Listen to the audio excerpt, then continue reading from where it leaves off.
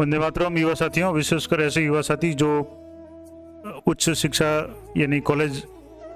में अध्यापन करना चाहते हैं, उनके लिए विद्या संबल योजना से संबंधित महत्वपूर्ण अपडेट है। पिछले वीडियो में मैंने बताया था कि विद्या संबल योजना के बारे में जो नवीन आदेश जारी किए गए थे वो मैं आपको थोड़ा सा इसका शुरुआत में बता दूंगा। इसके बाद में यहाँ आप देखेंगे तो इसका विषय है कि विद्या संबल योजना के अंतर्गत राज्य से अधीन महाविद्यालयों में अध्यापन हेतु शिक्षक आमंत्रित करने हेतु, तो इस संबंध में कॉलेज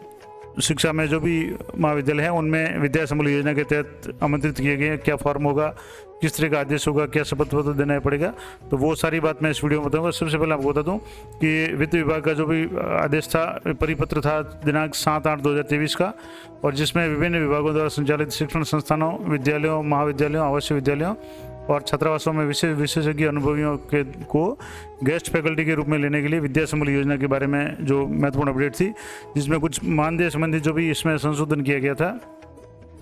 अब इसमें कॉलेज शिक्षा की बात करें तो विश्वविद्यालय, महाविद्यालय, तकनीकी महाविद्यालय या पॉलिटेक्निक कॉलेज है, उसमें सहायक आचार्य के प्रति घंटे जो भी मानदेय है वो 800 रुपये, सह आचार्य के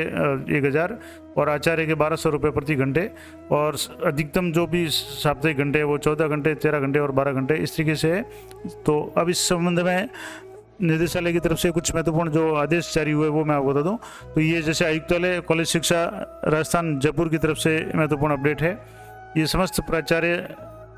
राज्य से अधीन महाविद्यालय हैं उनको संबोधित करते हुए लिखा गया है कि जो वित्त विभाग का प्रमाण पत्र क्रमांक जो मैंने अभी आपको बताया था 7 अगस्त का, उसके संदर्भ में वित्त विभाग के संदर्भी पत्र के क्रम में लेख है कि विद्या संबल योजना अधिकतम 24 सप्ताह अथवा 28 फरवरी 2024 को जो भी पहले हो, ये तो अधिकतम 14 साप्ताहिक घंटे के अनुसार, यानी एक सप्ताह में 14 घंटे अधिकतम पढ़ा सकते हैं। गेस्ट फैकल्टी आमंत्रित करने की योजना है। योजना अंतर्गत अध्यापन कार्य हेतु विषय विशेषज्ञ अनुभवी व्यक्तियों से स्वीकृत पदों में रिक्त पदों पर आवश्यकता अनुसार आमंत्रित शिक्षक के रूप में कार्य लेने की इनेबलिंग स्कीम है, और इस योजना के अंतर्गत रिक्त पदों की सीमा तक कक्षा विशेष या विषय विशेष के इनरोलमेंट की संख्या को ध्यान में रखते हुए आवश्यकता अनुसार आकलन करते हुए आवश्यकता अनुसार विद्या संबल योजना में दी गई प्रक्रिया का पूर्ण पालन करते हुए आमंत्रित शिक्षक से अध्यापन कार्य करवाने के संबंध में दिशा निर्देश निम्नानुसार होंगे। यानी जो भी विद्या संबल योजना है उसके संबंध में विशेष दिशा निर्देश जो वित्त विभाग आदेश था उसी के परिप्रेक्ष्य में जारी किए गए। अब क्या क्या इसके नियम रहेंगे, तो पहला है कि जिन विभिन्न महाविद्यालयों में अध्यापन व्यवस्था को सुचारू बनाने के लिए राज्य सरकार द्वारा विद्या संबल योजना के अंतर्गत विषय विशेषज्ञ तथा अनुभवी व्यक्तियों को आमंत्रित कर अध्यापन कराने हेतु वित्त विभाग के परिपत्र क्रमांक जो 30/3/2021 और 7/8/2023 जो मैंने शुरुआत में बताया, और 2-3 दिन पहले इसका विस्तार से वीडियो भी बना दिया था, तो उसके संदर्भ में दिए गए निर्देशों के क्रम में गेस्ट फैकल्टी द्वारा अध्यापन व्यवस्था वित्त विभाग द्वारा जारी उपयुक्त वर्णित परिपत्र की बिंदु संख्या 4 में वर्णित स्तर से दिनांक 7/8/2023 की बिंदु संख्या 5 में वर्णित मानदेय पर बजट की उपलब्धता की शर्त के अध्ययन की जा सकेगी। यानी जो भी बिंदु संख्या 5 था उसमें जो मानदेय का बदलाव किया गया है वो मैंने पहले ही बता दिया, दोबारा बता दूंगा आपको। जैसे ये वित्त विभाग जो कॉलेज शिक्षा के लिए जो था कि इसमें जैसे यहाँ इसमें लिखा हुआ था कि 5 नंबर का जो पॉइंट है उसके अनुसार गेस्ट फैकल्टी के लिए जो दरें हैं वो सहायक आचार्य के लिए 800 रुपये प्रति घंटा, सह आचार्य के लिए 1000 और आचार्य के लिए 1200 रुपये प्रति घंटा, और अधिकतम 14 घंटे 13 घंटे इस तरीके से ये था। तो अब इसमें इस शर्तों के अनुसार या इन नियमों के अनुसार आमंत्रित किए जाते हैं आवेदन। और दूसरा इसका पॉइंट है कि वर्तमान में सहायक आचार्य के पद हेतु वर्णित शैक्षिक योग्यता पूरी करने वाले ऐसे अभ्यर्थी जो आवेदन करते समय 21 वर्ष की आयु पूर्ण करते हो को ही गेस्ट फैकल्टी के तौर पर आमंत्रित किया जाएगा। यानी न्यूनतम आयु 21 साल होनी चाहिए, और इसके अलावा जो भी शैक्षणिक योग्यताएं हैं वो पूर्ण होनी चाहिए, और योजना के अंतर्गत अधिकतम 24 सप्ताह अथवा 28 फरवरी से जो भी पहले होगा उसके अनुसार है इनको लगाया जाएगा, और अधिकतम 14 साप्ताहिक घंटे के अनुसार इनको लगाया जाएगा,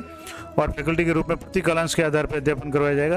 यानी जो भी कालांश है उसके अनुसार इनका पेमेंट होगा, और अधिकतम 14 साप्ताहिक घंटे इनको अधिकतम दिया होगा। ये जैसे सिग्नेचर वैलिड और डिजिटल साइन है, ये राजकाज के जो रेफरेंस नंबर है ऑफिशियल फाइल है। अब इसमें अगला जो पॉइंट है, कुछ इंपॉर्टेंट बातें मैं आपको और बता दूंगा कि एक तो ये था कि जो आदेश जारी किया जाएगा महाविद्यालय की तरफ से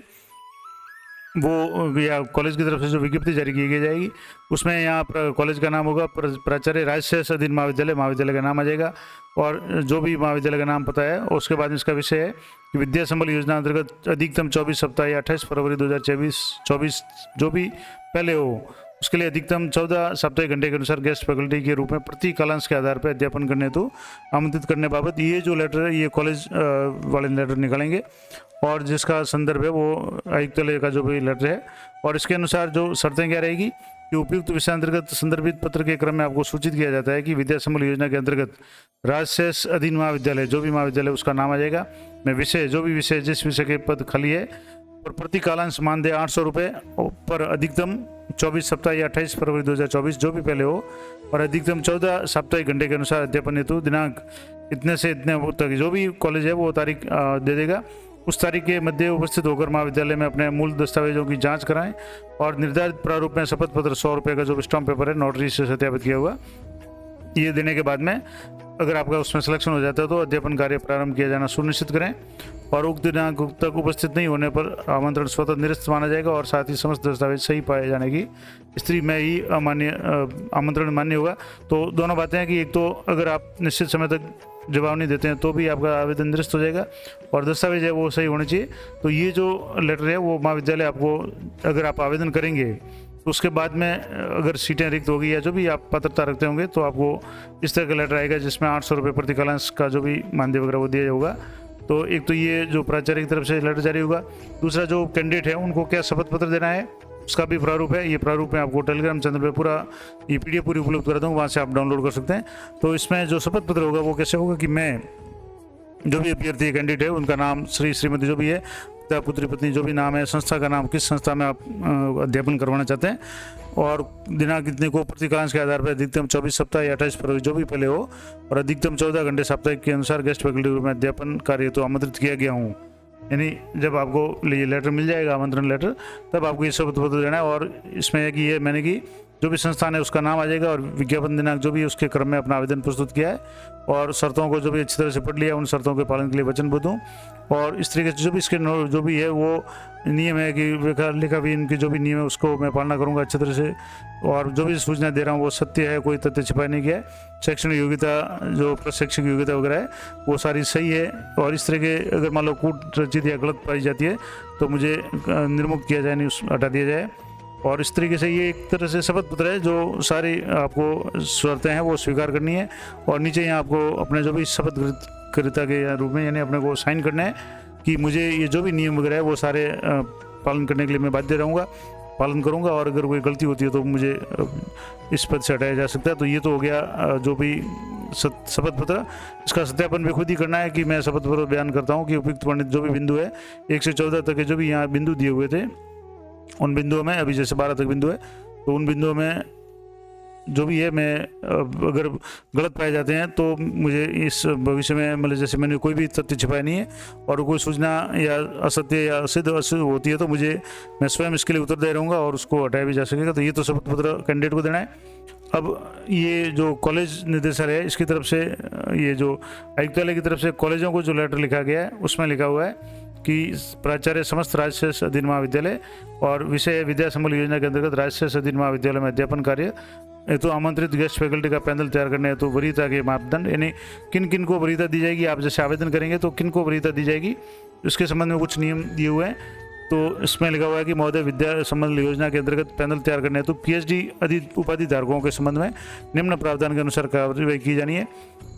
तो दिनांक 11/7/2009 के से पूर्व MPhil या PhD तो पाठ्यक्रमों हेतु पंजीकृत अभ्यर्थियों को प्रदान की जाने वाली डिग्री संबंधित संस्थानों के तत्कालीन आदेशों या विनिमय द्वारा अभिशासित होगी और PhD डिग्री धारक अभ्यर्थी को निम्न शर्तों को पूरा करने के दिन महाविद्यालय में सहायक आचार्य की पद पर भर्ती और नियुक्ति हेतु उन्हें नेट स्लेट या सेट न्यूनतम पात्रता की शर्तों से अनिवार्यता से छूट प्राप्त होगी। यानी अगर ये PhD वगैरह किए हुए हैं तो उनको नेट सेलेक्ट की आवश्यकता नहीं होगी। और कुछ इंपॉर्टेंट जो पॉइंट्स है उसमें है कि अभ्यर्थी को केवल नियमित रूप से PhD प्रदान की गई हो। अगर नियमित रूप से PhD है तो उसको नेट सेलेक्ट की आवश्यकता नहीं। इसके अलावा कम से कम 2 बार परीक्षकों द्वारा शोध प्रबंध का मूल्यांकन किया गया हो, ये PhD के संदर्भ में है। इसके अलावा अभ्यर्थी का मुक्त मौखिक परीक्षा आयोजित की गई हो। अभ्यर्थी ने अपना PhD शोध कार्य में से 2 शोध पत्र प्रकाशित किए हैं जिनमें से कम एक पत्र संदर्भित जर्नल पत्रिका में प्रकाशित हुआ हो, या अभ्यर्थी ने अपने PhD शोध कार्य में 2 पेपर संगोष्ठी सम्मेलनों में प्रस्तुत किए हो। तो ये उपरोक्त में से ए से लेकर के ई तक जो भी है उसमें कुलपति, संकाय अध्यक्ष, शैक्षणिक कार्य या संकाय विभाग अध्यक्ष जो भी है उसके द्वारा प्रमाणित किया हुआ हो। तो ये पात्र होंगे। इसके अलावा विद्या संबल हेतु पैनल बनाने के लिए स्थानीय स्तर पर विज्ञप्ति, संक्षिप्त विज्ञप्ति, प्रेस नोट, सार्वजनिक स्थानों पर सूचना चस्पा करनी है। महाविद्यालय के नोटिस बोर्ड और वेबसाइट पर भी विस्तृत दिशा निर्देश दे करके आवेदन आमंत्रित करने हैं। और यदि पैनल बनाने हेतु पर्याप्त आवेदन प्राप्त नहीं होते हैं तो पुनः विज्ञापन देने से पूर्व नोडल या जिला स्तरीय महाविद्यालयों में प्राप्त आवेदन मंगवा कर विद्या संबल का पैनल तैयार किया जाना है। तो ये इंपॉर्टेंट बात थी जो भी पात्रता के संबंध में। अब गेस्ट फैकल्टी का पैनल कैसे तैयार होगा, तो इसके लिए वित्त विभाग जो भी परिपत्र है उसके बिंदु संख्या 4 में वर्णित संस्था प्रधान महाविद्यालय में रिक्त चल रहे जो भी पद है उनके आधार पर आवश्यकता का आकलन करेंगे